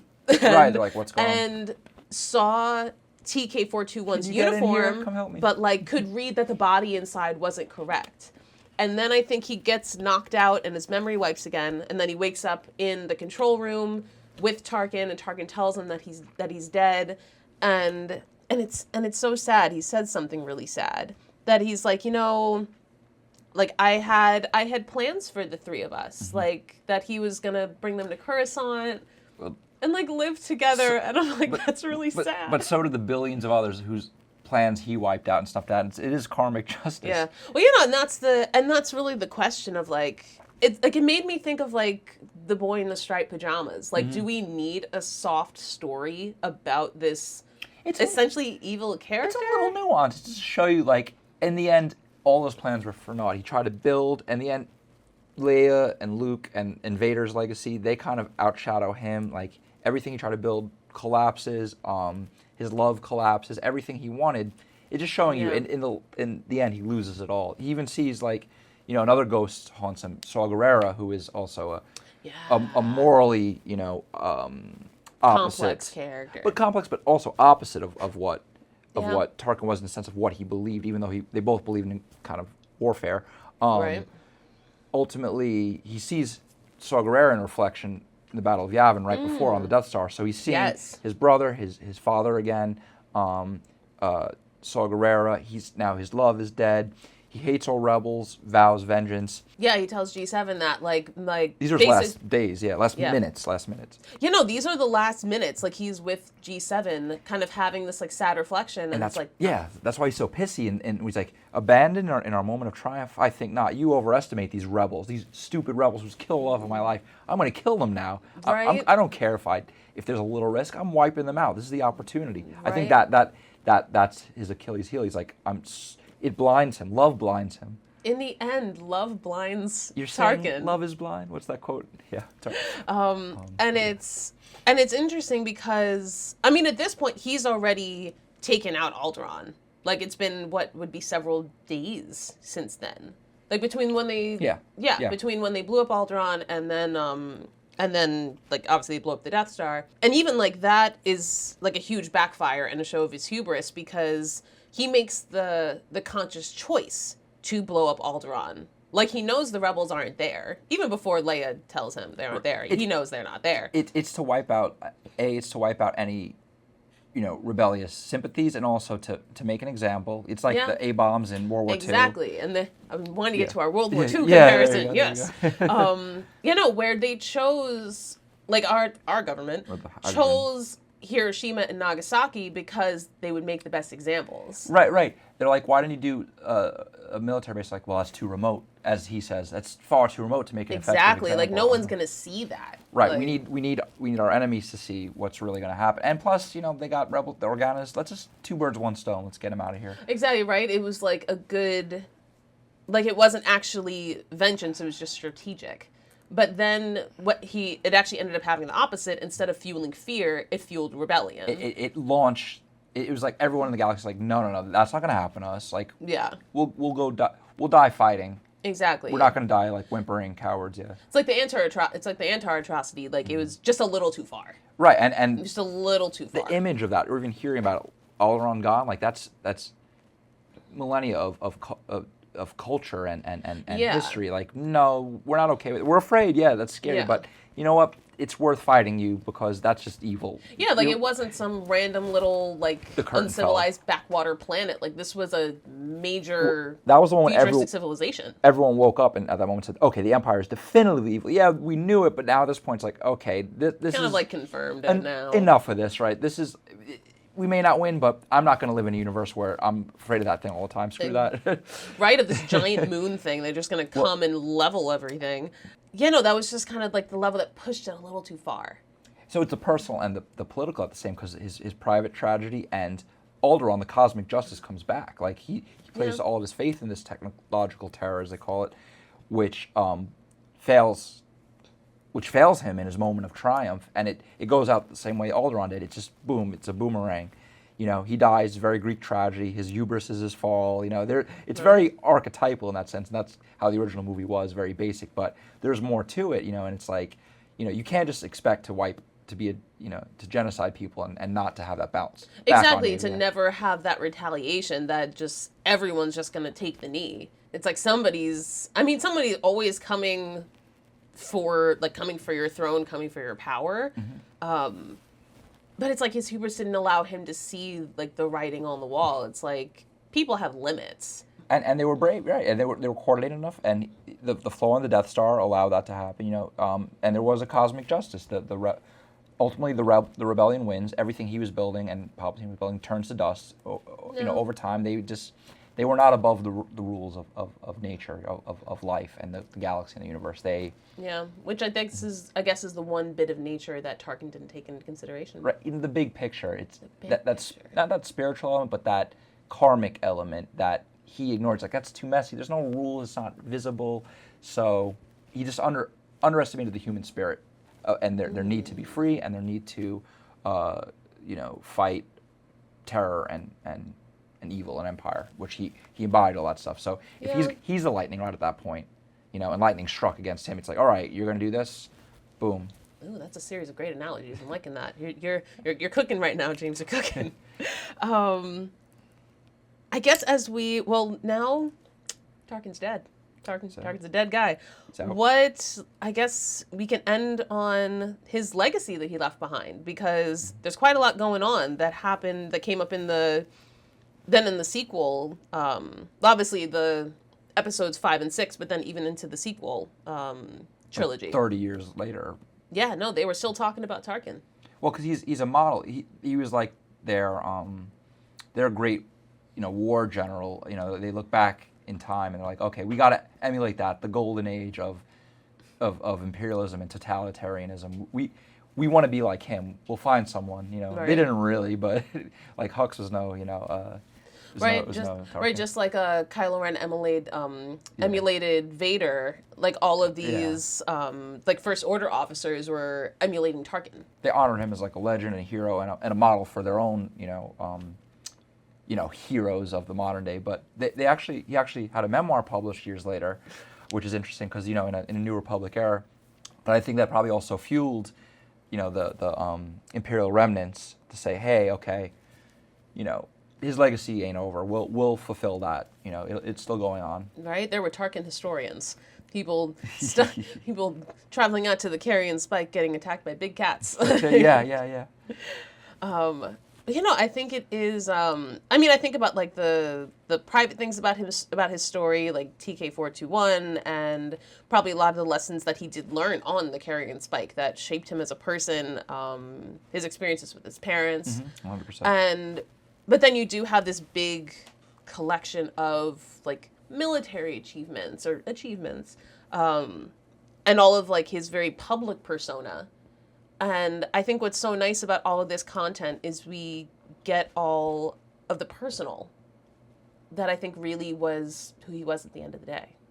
Yeah, and in the end, we're all individuals, right? Whatever ideas and ideologies we have, he was just flesh and blood, and he overplayed his hand, and he made the wrong bet, I think. Or just a series of circumstances just led to his demise. But I like to think that, there was a poetic justice in his end. He threw that boomerang and it came right back. Yep. All right. Do we have any other thoughts on Tarkin before we wrap this up? Just a quintessential, character in Star Wars. Really, the one of the original baddies, and Peter Cushing killed it. Wouldn't have been done without the actor. He's an amazing actor, as you can see him in many other things, like those Hammer films too, with Christopher Lee, who also he paved the way for Dooku and Christopher Lee's character as well, which I'm sure we'll do in the future. But of course, gonna be a Dooku episode. Oh my God, we got to do the Dooku, but yeah, Tarkin was just he's iconic. People who don't even like Star Wars just respect his character. I think. He's just so menacing and such a magnetic presence on the screen. He really helped the franchise be a success. I think he made that movie very successful. He's a traditional, British actor too. So you really get some, like him and Alec Guinness, you really get some of that really good acting in there too. Right, like this is a legit movie. This is real stuff. Yep. All right, amazing. Next on Mind the Force, we're still going to be on Tarkin. We have a psychologist to find. Yeah, absolutely. We sure do. Yes, and that'll be I'm really looking forward to that conversation. We've done quite a bit of picking apart, but let's get a professional in on this. Yeah, let's see how they dissect the childhood traumas and how that followed him into adulthood. I love dissecting childhood traumas. It's the best part of this job. That's what we're here for.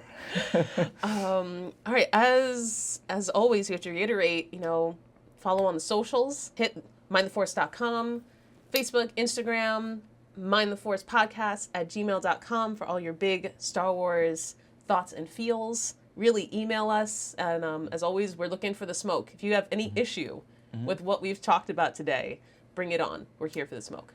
Yeah. All of it. We're only here because you are, so thank you very much for your attention and for your input. Thank you all for joining us for another exciting episode of Mind the Force. See you next time, and stay mindful.